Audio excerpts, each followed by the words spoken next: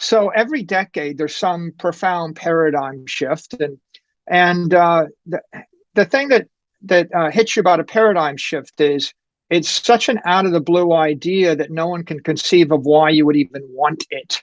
I think now we're studying this paradigm shift of digital energy.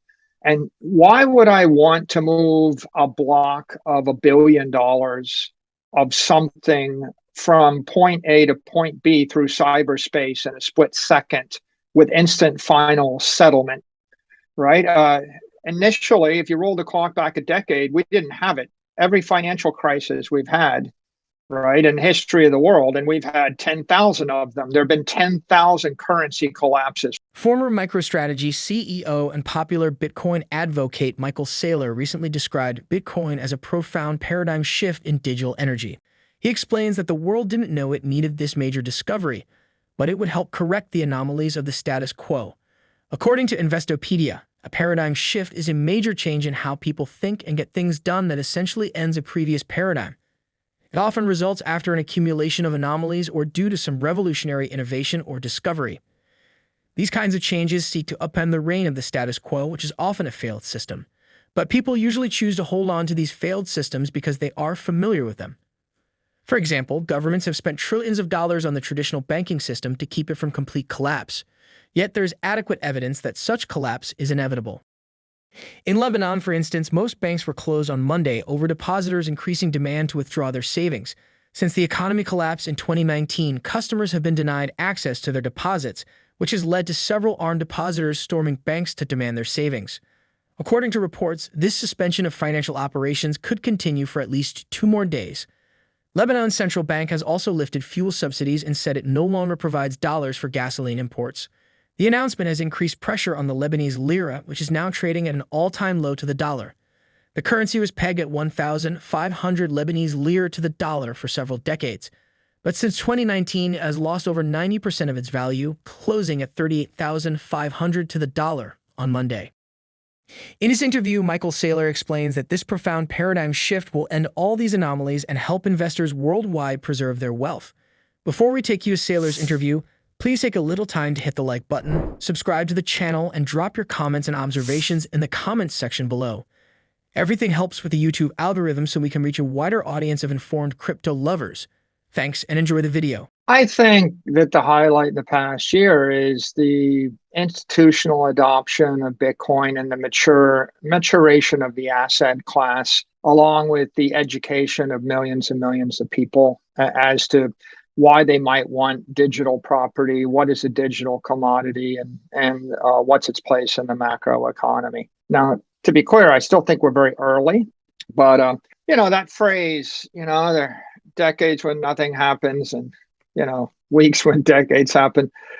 It really refers to paradigm shifts, and if you think about the paradigm shift when automobiles arrived, there's the famous snapshot of New York City where there's just a bunch of horse and buggies, and 10 years later, it's all cars.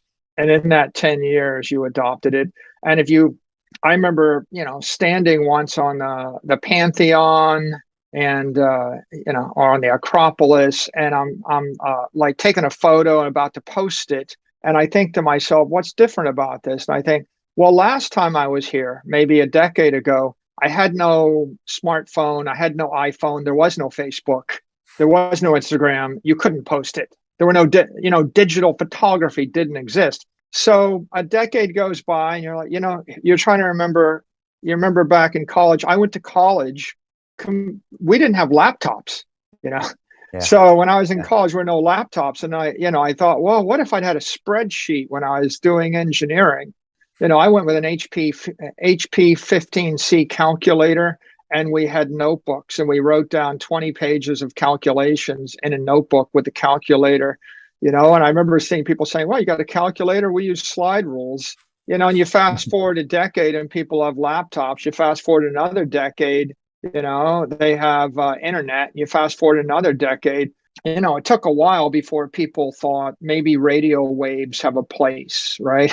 Or maybe electricity has a place in the world, and why would I want a railroad? But I think now we're studying this paradigm shift of digital energy, initially, if you roll the clock back a decade, we didn't have it. Every financial crisis we've had, right, in the history of the world, and we've had 10,000 of them. There have been 10,000 currency collapses, from the Lydians to the Athenians to the Spartans to the Romans to the Venetians, to the Brits multiple times, to the Carthaginians. You could just go on, and the Persians, and go on and on and on and on.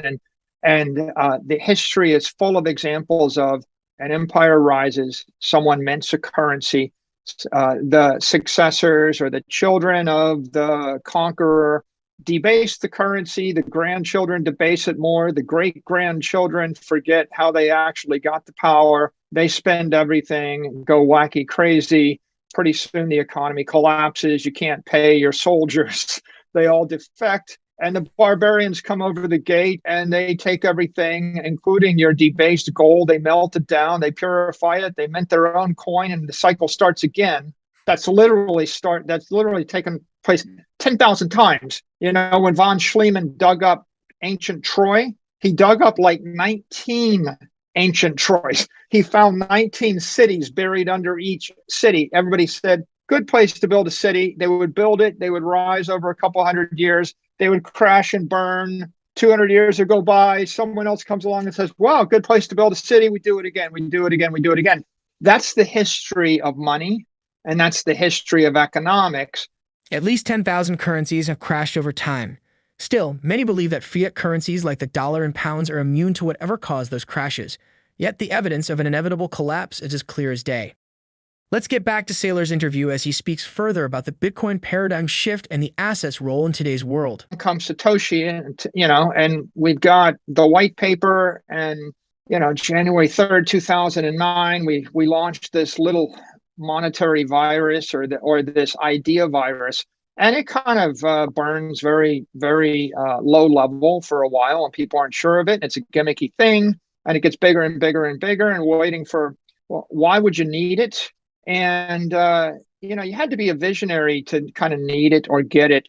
If you lived in Argentina and your currency collapsed, and you remember the currency collapsing, or if you lived in North Korea, or if you lived in Africa and your currency collapsed and you watched your family get wiped out, then maybe you get it. But that wasn't the mainstream, right? The Western world is not run by people that lost their family's life savings in Africa or South America. So it was an interesting idea, but it was a fringe idea until 2020. And in 2020, the monetary inflation rate tripled in the US. And what we saw was, in the world's best economies, you're losing 15 to 20% of your economic value in the currency every year. In the second tier economies, you're losing 30% or more. Like the Japanese yen is down 24% against the dollar in the last 12 months, right? And in the tertiary economies, you're losing 50, 60, 70% of the value in the currency. And that's where you get a Sri Lanka, where literally the entire government collapses, or what you're seeing going on in Africa and Zimbabwe right now, or famously in Lebanon, where people have been breaking into banks, taking people hostage to get their own money back.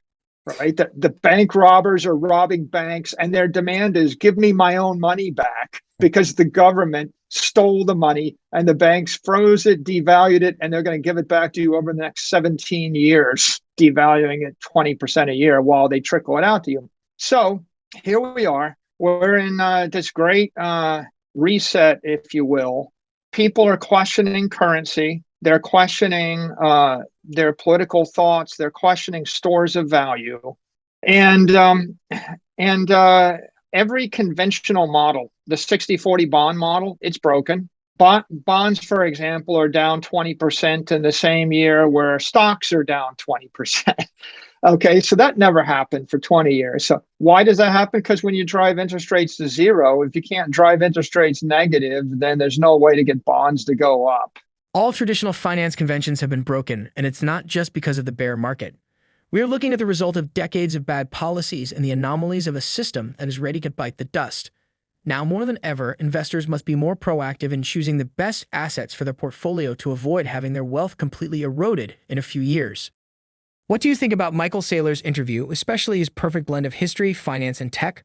Please drop your comments, replies, and observations in the comments section below. Also, ensure you've hit the like button, and if you are yet to do so, subscribe to the channel.